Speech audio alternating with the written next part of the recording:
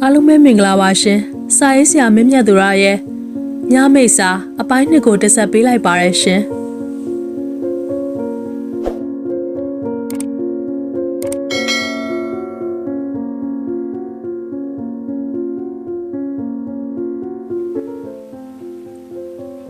မမုံညိုဟာကျင့်စဉ်တွေလေ့ကျင့်ပြီး3လလောက်ကြာမှလူခွားစာကြီးဟ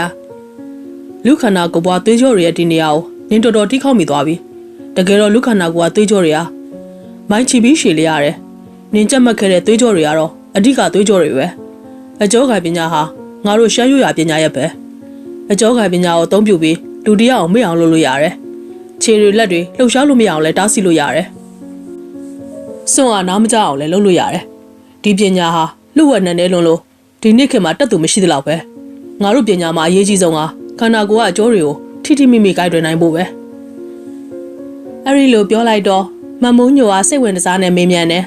။သွေးကြောတွေကိုအားဆိုင်ပြီးဖိဖို့လို့သလား။ဦးတော်ကျော်ကခေါင်းခါလိုက်ပြီးပြောတယ်။အားဆိုင်ထုတ်စရာမလိုထိထိမိမိရှိဖို့ပဲလိုတယ်။လူခန္ဓာကိုယ်ကသွေးကြောတွေကိုရှာဖွေတဲ့အခါခန္ဓာကိုယ်ပေါ်မှာအဝတ်ဖုံးထားတဲ့အတွက်မျက်စိနဲ့ကြည့်ပြီးရှာဖွေဖို့အခွင့်အရေးမရှိဘူး။လျှက်ရဲ့အချိန်တွင်းမှာရန်သူရဲ့ခန္ဓာကိုယ်ပေါ်ကသွေးကြောကိုမှန်ကန်စွာကိုက်တွယ်တတ်ဖို့လိုတယ်။ရန်သူဟာလှုပ်ရှားနေတဲ့ပြစ်မှတ်ဖြစ်တဲ့အတွက်သွေးကြောကိုမှန်မှန်ကန်ကန်ရှာဖွေနိုင်ရမယ်။အကျောခိုင်ပညာရှင်တယောက်ဟာတိုင်းပညာကိုလည်းတွဲပတ်ပြီးသင်ကြားထားရတယ်။အကျောခိုင်ပညာတစ်ခုတည်းနဲ့ရန်သူကိုရှင်ပြနိုင်ဖို့မလွယ်ဘူး။နင့်ကိုရှမ်းကြီးတိုင်းသင်ပေးရအောင်မယ်။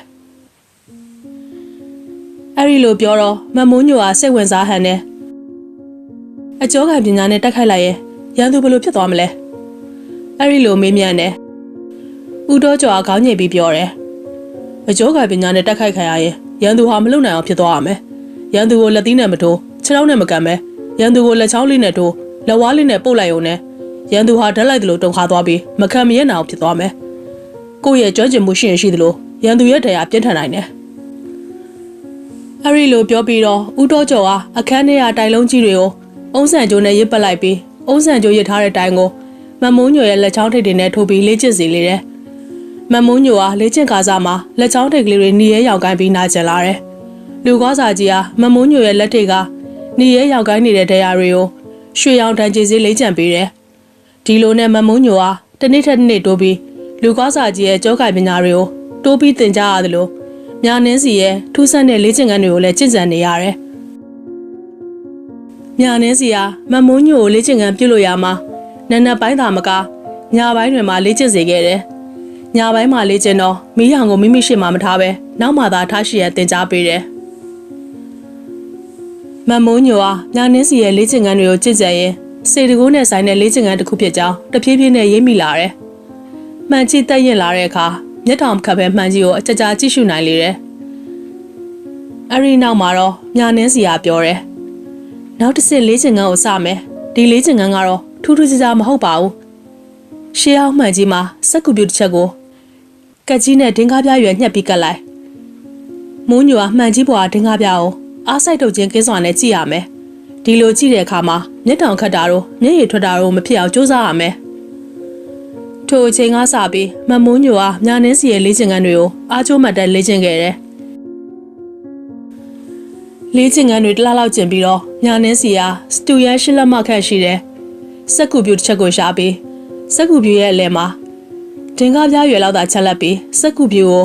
ဆေးမရောင်လေးတုပ်လိုက်တယ်။ပြီးတော့စက်ကူရက်ကိုနေရာမှာချိတ်ဆွဲပြီးစက်ကူလဲကအဖြူခွက်ကလေးကိုရှင်းနေတိုင်းမျက်တောင်မခတ်ကြည့်ရှုရပြန်တယ်။ဒီလိုကြည့်ရှုရဲ့မမုံညိုဟာမြာနင်းစီသင်ကြားပေးတဲ့လေ့ကျင့်ခန်းတွေကိုပုံမစိတ်ဝင်စားပြီးအားတက်သရောလေ့ကျင့်နေခဲ့တယ်။မြာနင်းစီဟာမမုံညိုရဲ့တိုးတက်မှုတွေကိုအလွန်သဘောကျပြီးကျင့်တတ်ပြီးဖြစ်နေတော့တယ်။မြာနင်းစီဟာမမုံညိုရဲ့ပခုံးကိုပုတ်ပြီးပြောတယ်။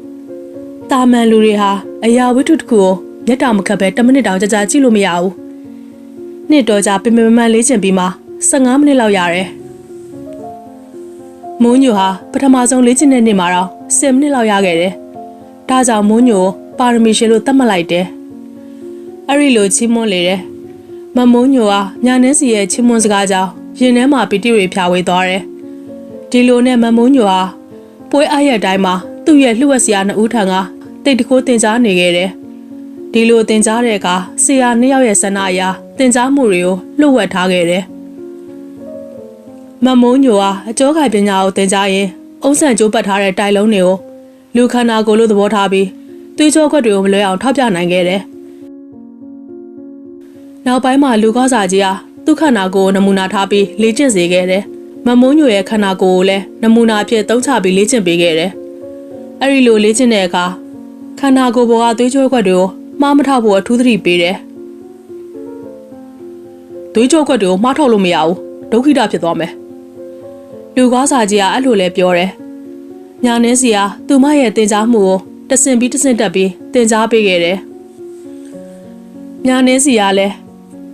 ဒီအချိန်ကစပြီးမင်းရဲ့လေးစင်ခွန်းတွေမှာစစ်ကိုတွဲဖက်ပြီးတုံးချရမယ်။မင်းရဲ့စိတ်ထဲမှာငါးမျက်လုံးတွေရဲ့ဆွမ်းက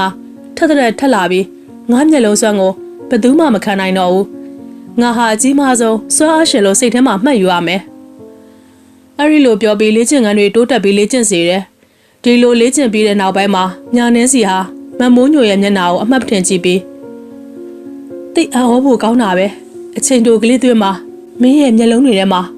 အစွမ်းသက်တွေကိုငါမြင်တွေ့ရတယ်ဘလို့အစွမ်းသက်တွေလဲမှာတစ်ချိန်ချိန်ကြရင်ကို့ဖာသာကိုအလိုလိုသိလာပါလိမ့်မယ်မိုးညိုကိုကြိုတင်ပြောပြလို့ဒီအစွမ်းတွေကိုမိုးညိုသိသွားရင်တိုးတက်မှုတွေနှိမ့်ကွေးသွားမှာစိုးလို့ပါမိုးညိုကညာနှင်းစီရဲ့စကားကိုနားမလည်ပေမဲ့မမေးဝန်လို့မမေးပဲညင်သက်ပြီးနေလိုက်တယ်မမိုးညိုကနန္ဒတိုင်းဈေးကိုသွားပြီးစက်သမားတွေအတွက်နနက်စာဝယ်ပေးရတယ်တနေ့ရိမ့်သမစိန်တိုးဆိုတဲ့မိန်းမမှားလိုက်တယ်အုံတို့ခောက်ဆွဲမရလို့မိုဟင်းကားဝယ်ပြီးပြန်လာခဲ့တယ်ဒီအကြောင်းကိုမစိန်တိုးကြတော့သူတစ်ပါးကိုကြည်ကြားတတ်သူပြီးဟဲ့ငါမာတာမိုဟင်းကားနေဘာလို့အုံတို့ခောက်ဆွဲဝယ်လာတာလဲထိုအခါမမိုးညိုကသူတစ်ပါးရဲ့အထက်စီးကပြောတာကိုမကြင်မချမ်းဖြစ်သွားပြီးမစိန်တိုးရဲ့မျက်နှာကိုကြည့်ရင်ဒီမှာအုံတို့ခောက်ဆွဲမရလို့မိုဟင်းကားဝယ်လာတာဘာဖြစ်တယ်လဲတခါတလေသိခံပြီးစားလိုက်ပေါ့အဲ့ဒီလိုပြောလိုက်တယ်မမိုးညိုကအဲ့ဒီလိုပြောပြီးတော့အဆူဆဲခံရတော့မှာပဲလို့တွေးနေတော့မစိန်တို့ကအံ့ဩဖွယ်ကောင်းလာအောင်ခေါင်းဝင်ငိမ့်ပြီးနေလဲစီးကိုတစ်ခါပြီးတစ်ခါသွားနေရတာပင်မနေရောမယ်ငါလည်းမိုဟင်းကားပဲစားလိုက်တော့မယ်အဲ့ဒီလိုပြောပြီးမိုဟင်းကားကြိုက်ကိုလှမ်းယူလို့မမိုးညိုဟာတန်တော်ဖြစ်ပြီးမစိန်တို့မျက်နှာကိုလှမ်းကြည့်မိတယ်မစိန်တို့လိုပြဿနာအလွန်ရှာတယ်အာချမ်းရှာချမ်းမိမကြီးငြိမ်သက်သွားတာအံ့ဩစရာဖြစ်နေတယ်တနေ့တော့မမိုးညွေရဲ့မွေးစားဖခင်ဦးထီပါကမတ်စိန်တုတ်ကိုအင်္ဂလန်မေးစေးရန်တောက်စေးဝယ်ခိုင်းလိုက်တယ်။ဒါပေမဲ့မတ်စိန်တုတ်ဝယ်လာကအိန္ဒိယမေးစေးရန်တောက်စေးဖြစ်နေလို့စေးရန်နဲ့ပတ်သက်ရင်အင်မတန်စီစာကြောင်းတဲ့ဦးထီပါကမတ်စိန်တုတ်ကိုအပြစ်တင်ဖို့ပြင်တယ်။ဒီခါမှာမမိုးညိုဟာဦးထီပါကိုရဲရဲဝင့်ကြည့်လိုက်ပြီးအင်္ဂလန်လို့မရလို့ရှိတဲ့အိန္ဒိယလို့ဝယ်လာတာတခါတလေတော့လဲတိတ်ခံပြီးတောက်လိုက်ပါဦးလေးရဲ့။အဲ့ဒီလိုဆိုလိုက်တော့ဦးဒီပါဒေါသပုံထပြီလို့ထင်တယ်။ဒါပေမဲ့အံ့ဩဖို့ကောင်းတာကဦးဒီပါဟာမယုံနိုင်လောက်အောင်သဘောထားကောင်းနေပြီ။ရပါတယ်မိုးညိုရဲ့အင်္ဂလန်လို့မရလဲအိန္ဒိယလို့တောက်လိုက်ပါတော့မယ်။အဲ့ဒီလိုသဘောကောင်းစွာနဲ့ပြောတယ်။မမိုးညိုကကိုနားကိုတော့မယုံမဲ့ဖြစ်ခဲ့ရတယ်။ပြီးတော့ငါရွယ်ရောက်လာပြီဆိုတော့ငါ့ကိုလူကြီးတယောက်လိုအတိမတ်ပြူတာဖြစ်မယ်ဆိုပြီးမှန်ထဲမှာကိုကမန်းကနန်းသွားကြည့်မိတယ်။ဒီလိုနဲ့သူမဘဝမှာထူးခြားမှုတွေဖြည်းဖြည်းတွေ့လာရပြန်တယ်။တနေ့မမိုးညိုစည်းကိုသွားပြီးအပြန်မှာသူမကိုတဲတန်လိုက်ကြိုက်နေတဲ့တင်အေးတို့လူစုဟာလမ်းကိုကားစီးထားတယ်။တင်အေးရဲ့ဖေဟာရင်မျိုးရာရှိဆိုတော့တင်အေးဟာဖခင်ရှိန်နဲ့ဘဝင်မြင့်နေတာဖြစ်တယ်။ဒီနေရာဟာလူပြတ်တဲ့နေရာဖြစ်လို့တင်အေးတို့ဟာတင်ရက်ပြီးမမိုးညိုကိုဆွဲလာလွဲလာလို့ဖို့ကြံစီထားပုံရတယ်။တင်အေးကလမ်းကိုပိတ်ပြီးမမိုးညိုကိုတင်းအားဓမ္မအဖြေတောင်းတယ်။မမိုးညိုကအန်ကျိတ်ပြီးနင်းလိုလိုငါဘတော်မှမစင်စားဘူးလို့အချင်းချင်းခါခါပြောပြီးနင်းအရှက်မရှိဘူးလားငါလိုအစင်တမ်းမျိုးနေရညင်းအောင်နင်းကဘာကောင်မမို့လဲဘာကောင်မပဲဖြစ်ဖြစ်နင်းပူမပါဘူးငါရှေ့ရပဲစမ်းတင်အေးရလူပြတ်တဲ့နေရာဆိုပြီးဖဲ့မပေးတဲ့အပြင်မမိုးညိုကိုဖက်ရက်နန်းရှုပ်ဖို့ရှေ့ကိုတိုးလာတယ်မမိုးညိုကအကျောခိုင်ပညာကိုလေ့ကျင့်ထားသူပြီးတင်အေးရဲ့နန်းကြားကိုလက်ညှိုးနဲ့စက်ကနေလှမ်းထောက်လိုက်တယ်တင်အေးကမမိုးညိုရဲ့လက်ချက်ကြောင့်ဓာတ်လိုက်လို့တုံသွားပြီးအားကနေငယ်တန်းပါအော်ဟစ်လိုက်တယ်တင်အေးရဲ့တငယ်ချင်းနှစ်ယောက်ကတင်အေးကိုနားမလည်ဟန်နဲ့ကြောင်အန်ကြည့်နေကြတယ်မမိုးညိုကလူကောစာကြီးတင် जा ပေးတယ်အကျောခိုင်ပညာအစွမ်းပြပြီလို့သိလိုက်တယ်အကျောခိုင်ပညာရဲ့အစွမ်းကိုလည်းပုံမယုံကြည်သွားလေတယ် တခါကလည်းမမုံညိုဈေးသွားတဲ့နေ့တစ်နေ့မှာ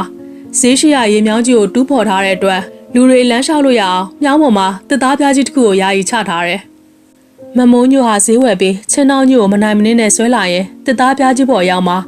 တစ်ဖက်ကလည်းဈေးကူလီကိုကလာဟာပြင်ပြားပေါ်ကိုလူရဲ့လှမ်းတက်တယ်။မမုံညိုဟာမိမသားတယောက်ကိုဦးစားမပေးပဲအလူရက်တက်တဲ့ဇယိုက်ကိုယွန်ရှာသွားတယ်။တကယ်တော့ကိုကလာကမမုံညိုလိုအပြိုပေါင်းမိန်းကလေးတယောက်ကို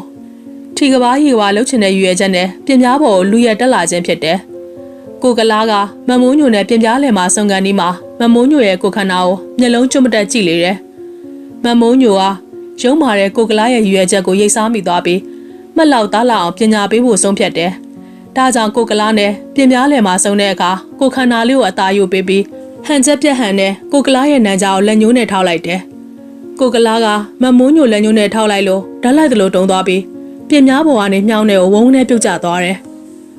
။မမုံညိုဟာတစ်ဖက်လမ်းကိုရောက်မှမတိနားမလဲသလိုမူရနဲ့ဟင်ကိုကလာကြီးဘာလို့ချေချောကြတာလဲ။အော်လိုက်တာလဲမိုးချိုးဖြစ်သလားအောင်းမရတယ်။အဲဒီလိုပြောလိုက်တော့ကိုကလာကရင်မြောင်းနေရလူးလဲထပြီးပြောတယ်။အမလေးမိုးချိုးဖြစ်တာတောင်စိုးသေးတယ်။ငါတို့ကလုံးဓာတ်လိုက်သလိုတုံခါသွားတယ်။မမုံညိုဟာအိမ်ပြန်လမ်းမှာလူကွာစာကြီးဦးတော်ကျော်ရဲ့အကျောခိုင်ပညာစွမ်းအကြောင်းကိုတွေးတောပြီးလူကွာစာကြီးသင်ပေးတဲ့ပညာဟာတော်တော်စွမ်းတာပဲငါဟာအားနွယ်တဲ့မိန်းမသားတစ်ယောက်ဖြစ်ပေမဲ့အတောင်20ဝေမင်းယောက်ျားတွေကိုဂရုစိုက်စရာမလိုတော့ဘူးအဲ့ဒီလိုတွေးရင်ပီတိဖြစ်နေတယ်အိမ်ကိုရောက်တော့မမုံညိုဟာလူကွာစာကြီးရဲ့အိမ်ကိုသွားပြီးအကျောခိုင်ပညာရဲ့အစွမ်းထပ်ပကုံပြပြတော့လူကွာစာကြီးဟာကမန်းကနန်းလက်ကပြပြီးဟိုနောက်ဘတော်မှာအကျောခိုင်ပညာကိုငါရဲ့ခွင့်ပြုချက်မရပဲအသုံးမပြုရဘူးနင့်ကိုကြိုတင်ပြီးစီကံတတ်မှတ်မထားမိတာငါအမှားပဲသူတို့ကိုကျမပြင်းပြထန်ထန်တိုင်းရအောင်ဘတော်မှမလုပ်ပါဘူးဒီအချိန်မှာနင့်ကိုနင်မထိမ့်သိမ့်နိုင်သေးဘူးနင့်ရဲ့ပညာနှုတ်သေးတယ်အတွေ့အကြုံလည်းနည်းသေးတယ်မင်းကြောင့်လူတစ်ပတ်သားဒုက္ခိတဖြစ်အောင်မကဘူးစွန့်အားနာမကြဖြစ်သွားနိုင်တယ်အဲ့ဒီလိုပြောလေတယ်နောက်ဆုံးတော့မမုံညိုဟာဦးတော်ကျော်ကိုနောက်ပညာမစမ်းတော့ပါဘူးလို့ခရီးပေးလိုက်ရတယ်မမုံညိုဟာသူမရဲ့ပညာရေးစွမ်းတိုးတက်မှုကို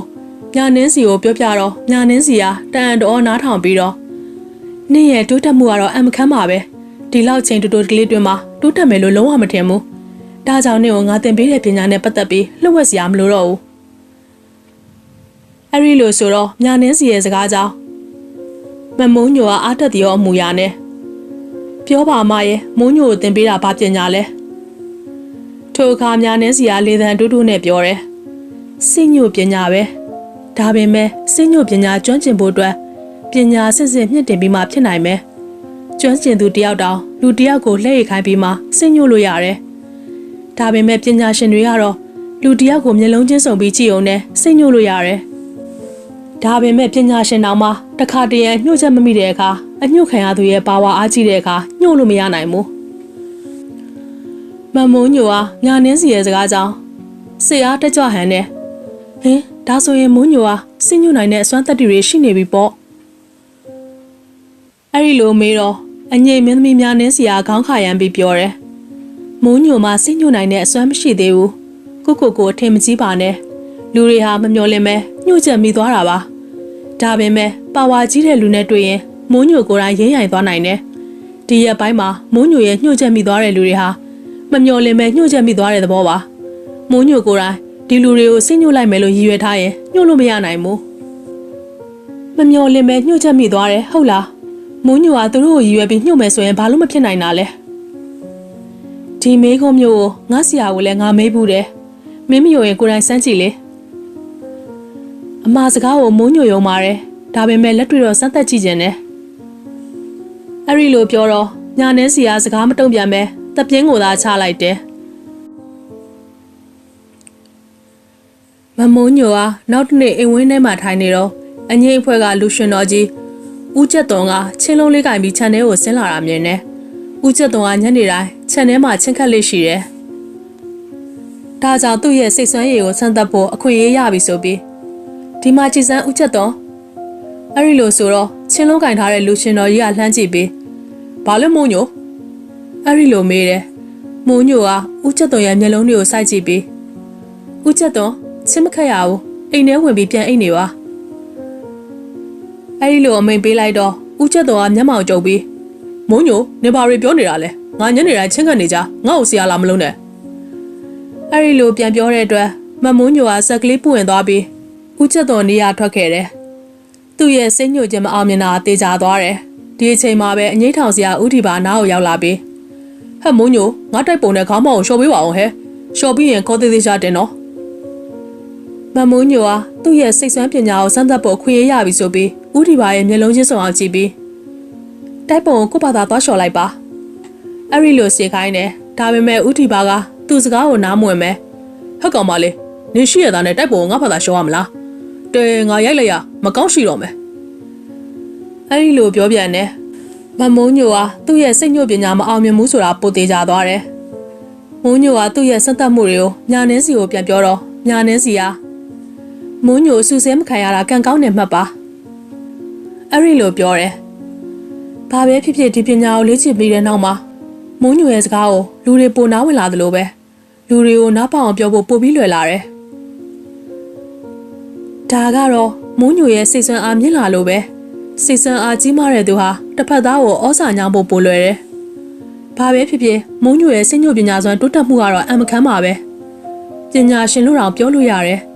စိတ်ညှို့တတ်တဲ့လူနဲ့မညှို့တတ်တဲ့လူကွာခြားချက်ကတော့တာမန်လူဟာလူတယောက်ကိုကြည့်ရင်မျက်နှာပြင်အနှံ့နဲ့မျက်လုံးတစ်ဝိုက်ကိုလှည့်ပတ်ကြည့်လိမ့်မယ်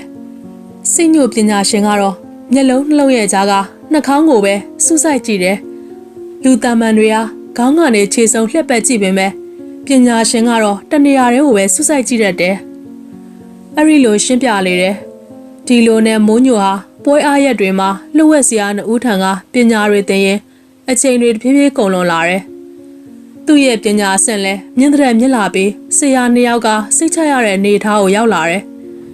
ဒီအချိန်ရောက်တော့မှညာနေစီဟာမိုးညိုရဲ့ပညာကိုစိတ်တိုင်းကျစမ်းသပ်ခွင့်ပြုခဲ့တယ်ဒါပေမဲ့သူတစ်ပါးကိုမတရားထိခိုက်နာကျင်အောင်မလုပ်ဖို့တော့လေးလေးနက်နက်မှာကြားတယ်ခုပညာကိုအထင်ကြီးပြီးသူတစ်ပါးကိုမစော်ကားနဲ့တကယ်တော့လူတိုင်းမှာစိတ်ညှို့ပညာရှိတယ်ဒါပေမဲ့လူတွေရဲ့လောဘမောဟကြောင့်တဖြည်းဖြည်းပြောက်ကွယ်သွားကြတယ်လူတိုင်းစိတ်ညှို့တဲ့ဟုတ်လားမရဲ့ဟုတ်တယ်လူတိုင်းစိတ်ညှို့ပညာနဲ့ယဉ်နေကြတယ်တာမန်လူတယောက်မှာစိတ်ညှို့တဲ့အစွမ်းရှိမရှိစမ်းသပ်ခြင်းရဲ့စိတ်ညှို့ပညာမတတ်တဲ့လူတယောက်ဟာကိုညှို့ခြင်းတဲ့လူတယောက်ရဲ့အနောက်တက်တဲ့ကနေနောက်ဆင်နေရာကိုဆုစိုက်ခြင်းရဲ့အဲ့ဒီလူဟာမနေတတ်သလိုဖြစ်ပြီးကိုယ့်ဘက်ကိုခေါင်းလှည့်ကြည့်လိုက်မယ်ဒီလိုမကြည့်ရင်ဒီနေရာမှာနေရတာမလုံခြုံတော့သလိုဖြစ်ပြီးအနည်းအားထွက်သွားလိမ့်မယ်ဒီစကားကိုမယုံရင်လက်တွေ့စမ်းသပ်နိုင်တယ်ကိုမသိတဲ့လူတယောက်ရဲ့နောက်ဖက်မှာတိတ်တဆိတ်ရက်ပြီးနောက်ဆင်နေရာကိုတခဏလောက်ဆုစိုက်ကြည့်လိုက်ပါဒီလူဟာကိုယ့်ကိုလှည့်ကြည့်ရင်ကြည့်မကြည့်ရင်မနေတတ်သလိုဖြစ်ပြီးကိုအနည်းအားထွက်သွားလိမ့်မယ်အဲ့ဒီလိုပြောတော့မမုံညိုဟာညာနှင်းစီရဲ့စကားကိုတန်တော်နားထောင်နေမိတယ်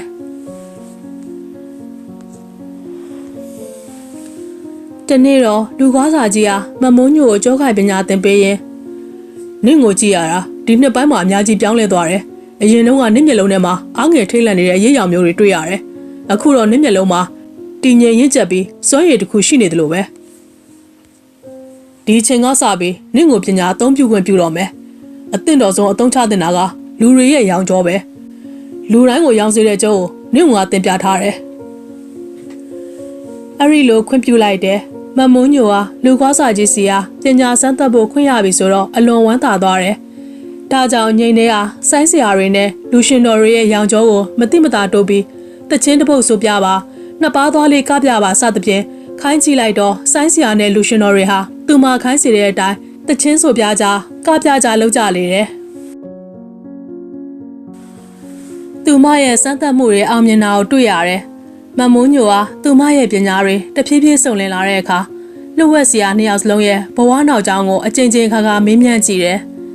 ဒါပေမဲ့ဆရာနှစ်ယောက်စလုံးကဘဝနောက်ကြောင်းကိုပြောပြဖို့ညှင်းဆိုကြတယ်နောက်ဆုံးမှာတော့တနေ့နေ့အခါအခွင့်အရေးပြောပြပါမယ်လို့ကတိပေးကြတယ်မမုံညိုဟာဆရာရဲ့နောက်ကြောင်းရာဇဝင်ကိုသိရဖို့စိတ်ရှည်လက်ရှည်စောင့်နေတယ်တနေ့တော့ညာနှင်းစီဟာမနေ့ပြန်ကမွေးနေ့မှာမြို့ပြင်ကဆူတောင်းဖြစ်ဖျားမှာပန်းရည်ချမ်းစီမီစက်ကပ်ပူဇော်မယ်နောက်ပြီးတော့ နင်ငါ့ကိုအမြဲမေးမြန်းနေတယ်ငါရဲ့ဘဝနောက်ကြောင်းရာဇဝင်ကိုပြောပြမယ်အဲ့ဒီလိုပြောတော့မမိုးညိုကအလွန်စိတ်လှုပ်ရှားသွားပြီးတကယ်လားအမရဲ့မနှက်ဖြန်ကိုမြန်မြန်ရောက်ချင်လိုက်တာအဲ့ဒီလိုပြန်ပြောတယ်မမိုးညိုကညာနှင်းစီရဲ့ဘဝနောက်ကြောင်းကိုသိရတော့မယ်ဆိုပြီးစိတ်လှုပ်ရှားလုံးလို့အိတ်လို့မပြောအလွန်ချောမောလှပပြီးအလွန်လှုပ်ဝက်စွာနေတတ်တဲ့မိန်းမတစ်ယောက်ရဲ့အကြောင်းကိုမကြမီသိရတော့မယ်ညာနှင်းစီဘာကြောင့်ဒီလောက်လှုပ်ဝက်တာလဲစိတ်ညှို့ပညာကိုဘသူသင်ပေးတာလဲဆိုတဲ့မိခွန်းတွေဟာစိတ်ဝင်စားစရာအလွန်ကောင်းတယ်နောက်တနေ့စူတောင်းဖြစ်စီရီမှာညာနှင်းစီရဲ့မွေးနေ့ထိမ်းမှတ်ဖြစ်ပန်းရည်ချမ်းစီမီစက်ကပ်ပူဇော်ပြီးတော့သူတို့ဟာဖျားနေမက်စလီပင်တန်းကခုံတန်းရှင်မှာသွားထိုင်တယ်မမိုးညိုကညာနှင်းစီရဲ့ဘွားနောက်ကျောင်းကိုနားထောင်ဖို့အလွန်စိတ်အားထက်သန်နေတယ်နောက်ကျောင်းရာဇဝင်ကိုပြောမယ်ဆိုအမြန်ပြောပါတော့အဲ့ဒီလိုတောင်းပန်တယ်ထိုအခါညာနှင်းစီကအဝေးကိုငေးကြည့်လိုက်ပြီးတကယ်တော့ဒီအကြောင်းတွေကိုငါဘတော်မှပြန်မပြောတော့ဘူးလို့ဆုံးဖြတ်ထားတယ်ဒါပေမဲ့နင်ကငါရဲ့တူရီသောပညာအမွေစက္ကန့်သူဆိုတော့ငါအကြောင်းတွေတည်ထားတဲ့လို့ယူဆတယ်ဒါကြောင့်အတိတ်ကနာကြီးခြေခွဲစရာတွေကိုပြောပြရတာပဲအဲ့ဒီလိုပြောပြီးခဏကြာအောင်မျက်စိမှိတ်ပြီးနေတယ်ပြီးတော့မှငါရဲ့အတိတ်မှာယောက်ျားတွေကိုနာကြီးမုန်းတိမှုတွေနဲ့ပြည့်နှက်နေလိမ့်မယ်ဘာကြောင့်လဲဆိုတော့ငါတွေ့ဘူးသမျှယောက်ျားတွေဟာမိန်းမသားတွေကိုတဏှာရာကလိုရတာဆက်ဆံကြတယ်သူတို့ဟာအားနွေတဲ့မိန်းမတွေကိုနိုင်ထက်စီးနှင်းပြုတ်ကျင်ကြတယ်ရဲရဲဆက်ဆက်နှိမ့်ဆက်ကလူပြုတ်ကြတယ်ငါရဲ့မိခင်ကတရုတ်မြန်မာနယ်စပ်မှာရွှေကျင်တဲ့အလုံးနဲ့အသက်မွေးပန်းချောင်းပြုတ်တယ်အမေဟာအပြိုဘွားတုန်းကအလွန်ချောမောလှပပြီးတရွာလုံးကကာလာသားတွေချစ်ခင်ကြတယ်နောက်တော့အဖိုးဆုံးမသွားတဲ့အခါအဖေနဲ့အကြောင်းပါခဲ့တယ်အဖေဟာတရုတ်မြန်မာနယ်စပ်မှာကုန်ကူးတန်းရောင်းဝယ်နေတဲ့ကုန်သည်တယောက်ပါအမေကတရွာသားကိုအထင်ကြီးပြီးအဖေကိုလက်ခံခဲ့ပေမဲ့အဖေကအမေကိုအပျော်သဘောမျိုးယူခဲ့တာဖြစ်တယ်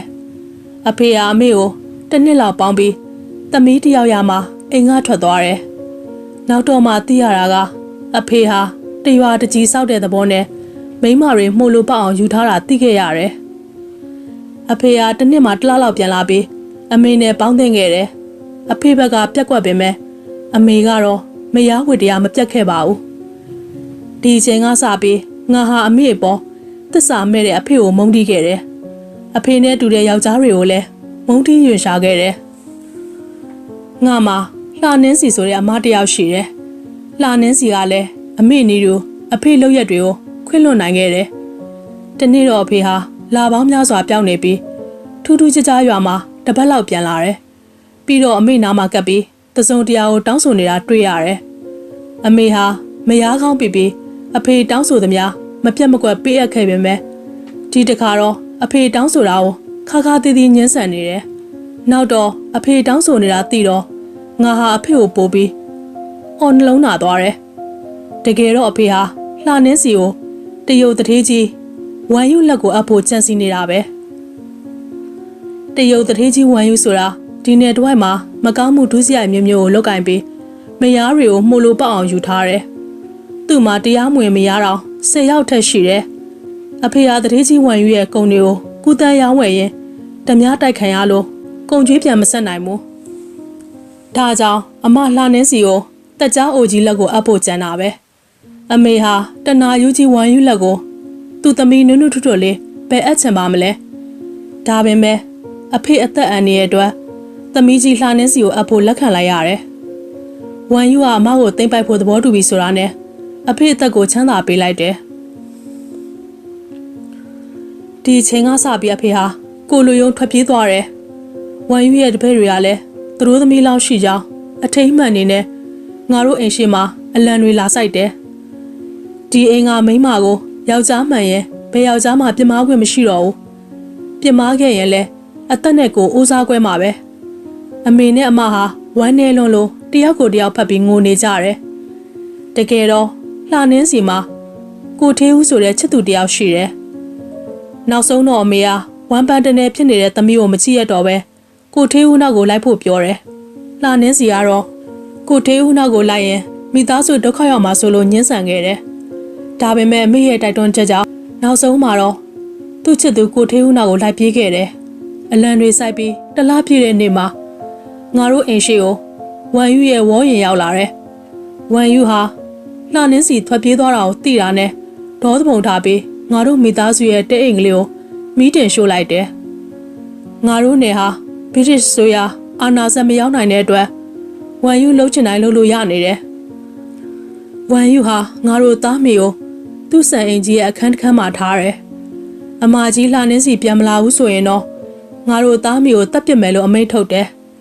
ဒါပေမဲ့အမလှနှင်းစီတို့ပြန်မရောက်ပါဘူးငါတို့သားမေသာဘဝငရဲခံနေရတယ်တနေ့တော့ဝမ်ယူဟာအယံမှုပြီးငါတို့သားမရှိတဲ့ခန်းထဲကိုဝင်လာတယ်ပြီးတော့ငါမေကိုဒေါသကြီးရိုက်နှက်ပြီးငါရှိမာတဲ့မတရားကျင့်ကြံတယ်ဒီလိုနဲ့ဝမ်ယူဟာအမေကိုတစ်ချိန်တစ်ချိန်မတရားကျင့်ရာကသဘောကျသွားပြီးအမေဟာဝမ်ယူရဲ့ဘယ်နှယောက်မြောက်မှမသိတဲ့မိန်းမဖြစ်ခဲ့တယ်အဲ့ဒီတော့ငါဝမ်ယူဟာ10နှစ်သမီးသားရှိတဲ့ငါမျက်နှာကိုတည်တည်ချာချာကြည့်ပြီးကြောက်မက်ဖွယ်အတန်ကြီးနဲ့နင်သက်ကြီးလာရင်ငါ့ကိုယူရမယ်လို့ပြောတယ်ငါဟာကြောက်လွန်းလို့လိပ်ပြလွတ်မတက်ပါပဲအဲ့ဒီချိန်ကစပြီးအမေဟာရှင်လျက်နဲ့တည်တဲ့ဘဝမှာနေရတယ်ငါကိုယ်တိုင်လည်းမပျော်ပိုက်တဲ့ဘဝမှာကြီးပြင်းရတယ်ယောက်ျားတွေကိုလည်းပို့ပြီးယုံမုန်းယွန်ရှာသွားတယ်ဒီလိုနဲ့လာအနေငယ်ကြတော့ငါတို့မိသားစုငရဲကြမဲ့ချိန်ကိုရောက်လာတယ်ငါမှလှနှင်းစီရဲ့ယောက်ျားထေဦးဟာအမကိုအတင်းအာရမခေါ်ပြီးတရုတ်တဲ့ဝမ်ယူလက်ကိုအပ်ခဲ့တယ်လူယုံမှာထေဦးဟာဝမ်ယူထုတ်တဲ့စုငွေကိုမှတ်ပြီးအမကိုဝမ်ယူလက်လာအပ်တာဖြစ်တယ်အမေကအဲ့ဒီချိန်ကစပြီးစိတ်ဆင်းရဲလွန်းလို့အိပ်ရတဲ့လဲခဲ့ရတယ်ဝမ်ယူဟာငါအမကိုအားရအောင်ပေါင်းသင်ပြီးသူ့ကိုအဆက်ခွဲတဲ့မိန်းမဆိုပြီးအညိုးတေးနဲ့နှိပ်စက်ညှဉ်းပန်းတယ်အမေဟာငါအမစိတ်နဲ့ပဲတည်ဆုံးခဲ့တယ်အမလည်းဘာမှမကြပါဘူးစိတ်ဆင်းရဲပြီးကွယ်လွန်သွားတာပါပဲအဲ့ဒီအချိန်ကစပြီးငါလည်းထိချံဘွားနဲ့လူလောကမှာကြံခဲ့တယ်ဒီလိုနဲ့ငါအသက်တဖြည်းဖြည်းရလာပြီးအပြူပေါက်ရွယ်ကိုရောက်လာတယ်တနေ့တော့ငါရဲ့အထင်းတော်ကြီးကနေတဆင်းနောက်တစ်နေ့ညမှာငါ့ကိုဝမ်ယူကသိမ့်ပတ်မယ်ဆိုတာကိုသတင်းရလို့ငါလွန်တုံလို့ခြောက်ချသွားတယ်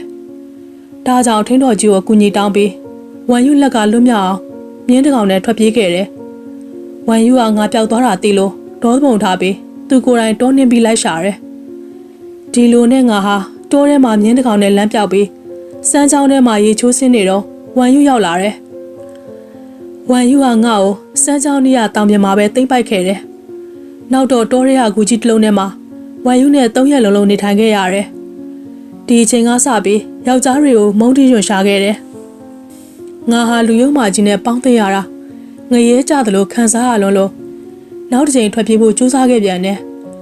ဒီအချိန်မှာလူယုံမာကြီးဟာ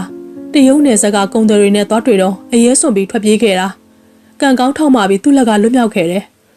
နောက်တော့ငါ့ကိုတီလာရှင်ဆရာမကြီးတူကကဲတင်သွားခဲ့ပြီးဆရာမကြီးနဲ့အတူကလောမျိုးစုံအကြောင်းမှနေထိုင်ခဲ့တယ်တီလာရှင်ဆရာမကြီးဟာငါ့ဘဝမှာအကာအကွယ်ဖြစ်အောင်စိတ်ညှို့ပညာသင်ကြားပေးခဲ့တယ်ဆရာမကြီးကွယ်လွန်ပြီးတဲ့နောက်ပိုင်းမှာရွှေမိုးညိုဆက်ဖွဲ့မှာရိသမားဖြစ်နေလိုက်ပြီးတပင်ပညာသင်တယ်ပညာရေးပြည့်ဝလာတော့မှဦးဒီပါရဲ့အငိမ့်မှာခေါင်းဆောင်မင်းသမီးဖြစ်လာခဲ့တာပဲဒါဟာနင်အင်မတန်ကြားကျင်နေတဲ့ငါ့ဘဝဆက်ကြောင်းပဲဒီအကြောင်းတွေကိုအဟောင်းကအစ်စ်ဖြစ်မှာဆိုလို့ပြန်မပြောပဲလှုပ်ဝက်ထားခဲ့တယ်